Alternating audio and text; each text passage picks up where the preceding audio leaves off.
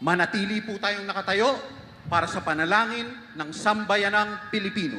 Kaya naman akayin niyo po kami tungo sa wagas na paghuhunos dili at pagbabagong loob.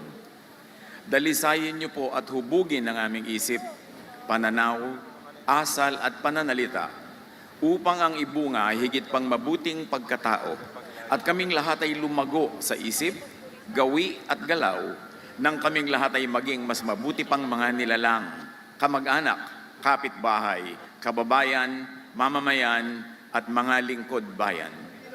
Akayin niyo po kami sa paglilingkod upang mabigyan ginawa ang mga naghihirap, Mabigyan ng pag-asa ang mga nanghihina.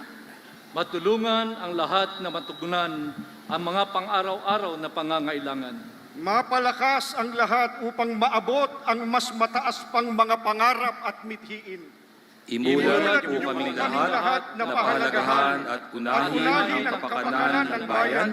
Ang lahat po ng ito ay aming idinudulog ayon sa inyong mabuti at mapagkalingang kalooban.